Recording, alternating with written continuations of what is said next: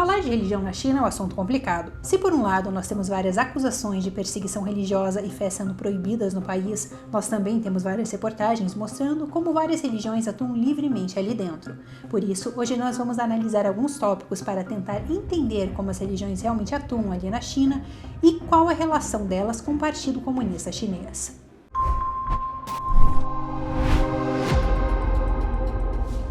Seja bem-vindo ao China em Foco, eu sou Emanuele Coure. Se você ainda não é inscrito aqui no canal, lembre-se de se inscrever. Lembre-se também de deixar aqui seu comentário para eu entender se vocês têm gostado dos conteúdos que eu trago aqui no canal.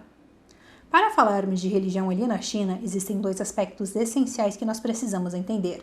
O primeiro deles é que existem apenas 5 religiões que são aprovadas oficialmente pelo regime chinês. São elas o budismo, o islamismo, o taoísmo, o cristianismo protestante e o catolicismo. Então, por exemplo, todas as pessoas que atuam em religiões que não são aprovadas ali pelo regime são severamente perseguidas. Como é o caso, por exemplo, dos praticantes de Falun Gong, que é uma disciplina espiritual que vem sendo brutalmente perseguida desde 1999 pelo regime chinês.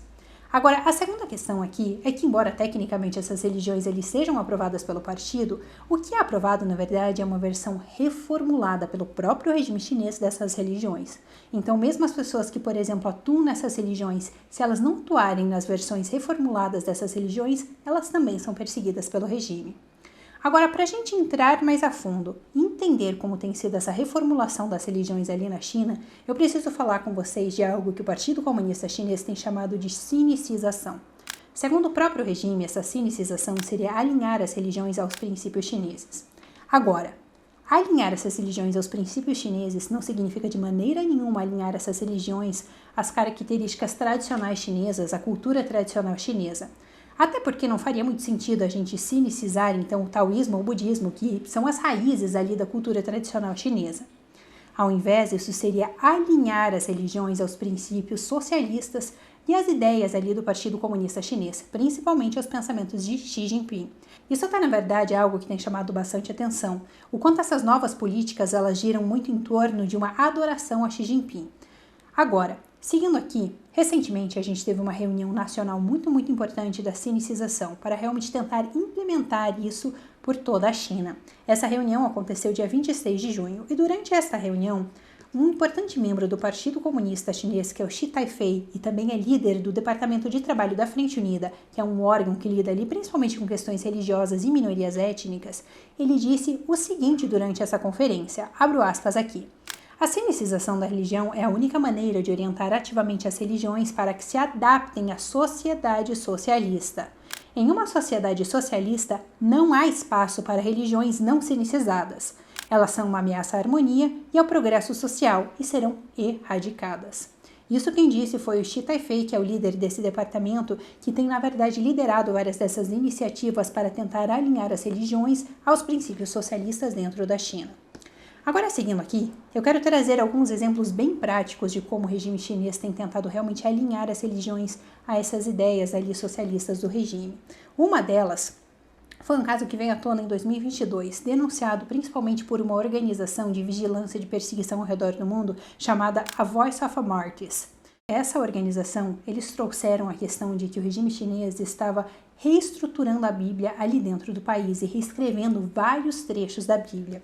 Por exemplo, um dos trechos que ele cita é aquele trecho onde Jesus teria perdoado uma mulher que tinha sido acusada de adultério.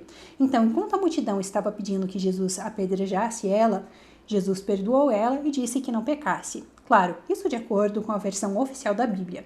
Agora, de acordo com a versão que o Partido Comunista Chinês reescreveu, na verdade Jesus teria apedrejado essa mulher e dito a todos que ele também era um pecador. O que, claro, difere enormemente da versão original da Bíblia. Outra questão que também tem vindo bastante à tona com essa questão de modificar as escrituras sagradas é algumas políticas que têm sido colocadas ali na província de Henan, onde eles têm incitado e muitas vezes forçado as igrejas protestantes a substituir os 10 mandamentos por citações de Xi Jinping. Um exemplo aqui é que, por exemplo, o primeiro mandamento, o original, diz: "Não terás outros deuses diante de mim." Agora, de acordo com a versão ali do Partido Comunista Chinês, diz o seguinte: proteja-se resolutamente contra a infiltração da ideologia ocidental. Um porta-voz dessa organização Voice of Martyrs disse o seguinte sobre toda essa questão da modificação da Bíblia. Eu vou abrir aspas aqui. ele comentou que isso evidencia uma tentativa do Partido Comunista Chinês de diminuir a influência do cristianismo na China. E se a gente tem ali, por um lado, o Partido Comunista tentando reformular as escrituras sagradas, nós temos também ele tentando impedir a população que acesse as versões originais. Por exemplo, em 2021, a gente teve uma denúncia de uma plataforma chamada Apple Censorship, que rastreia a questão de censura da Apple em diversos países, e eles pontuaram que a Apple tinha tirado da Apple Store todos os aplicativos da Bíblia e do Alcorão, isso a mando do regime chinês. Inclusive, na época, a Apple foi acusada de estar trabalhando junto com o Partido Comunista Chinês para tentar reprimir as religiões dentro da China. Agora, para a gente ir mais fundo e entender como o Partido Chinês está colocando essa sinicização dentro das igrejas ali dentro da China, claro, ali a gente teve alguns exemplos, mas existem duas políticas que são muito importantes e têm colocado tudo isso em prática em todas as regiões ali chinesas. A primeira delas é o que tem sido conhecido como governança estrita da religião. Essa governança estrita da religião é uma política que tem sido liderada pelo Departamento de Trabalho da Frente Unida, que lembrem aquele órgão que eu comentei ali que lida principalmente com questões religiosas. Segundo essa política, existem dois princípios centrais ali que devem ser implementados dentro das instituições que são aprovadas pelo regime. A primeira delas é que os líderes religiosos eles devem colocar o pensamento de Xi Jinping, os valores socialistas, no centro de suas reuniões e sermões religiosos.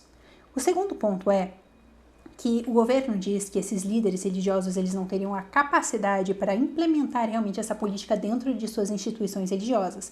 E por isso, de bom grado, eles deveriam permitir que o regime e o departamento ali de trabalho da Frente Unida adentrassem a sua igreja e ajudassem eles ali a reformular as ideias e reformular seus sermões de acordo com os princípios socialistas e com as ideias de Xi Jinping.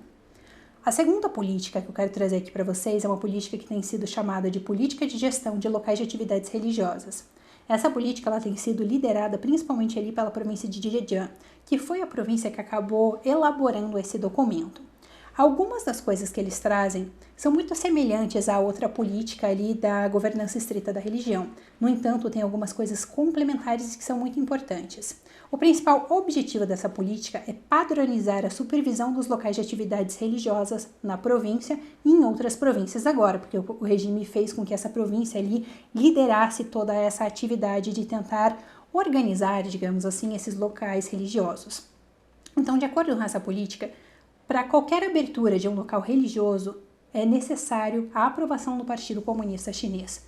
E não só para a abertura, mas para todo o desenvolvimento, para a escolha dos líderes religiosos que vão atuar ali. Inclusive, qualquer líder que realmente vá atuar nessas entidades religiosas ali que vão ser aprovadas pelo regime, eles vão precisar ter uma certificação oficial do regime chinês.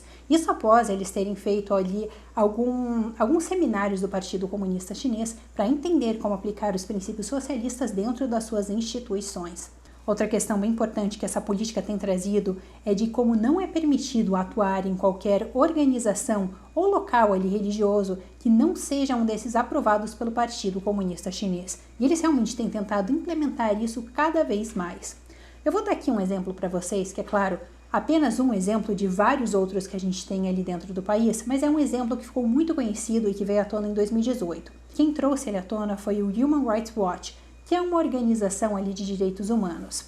Segundo eles, o Partido Comunista Chinês estava perseguindo membros de uma igreja batista dentro da China que não era aprovada pelo governo, ou seja, eles não estavam alinhados aos princípios socialistas do regime chinês.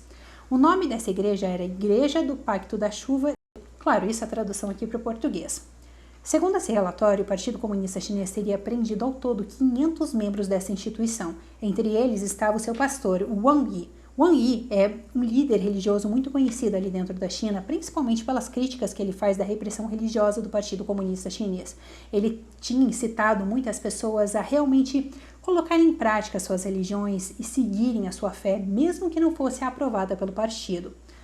Diante de toda essa situação, quando o regime prendeu ele, ele acabou sendo sentenciado a 9 anos de prisão. A gente também tem relatos dessas outras pessoas, desses outros fiéis ali dessa igreja que foram presos, e eles disseram que nesse período de detenção eles chegaram a ser espancados pelos policiais.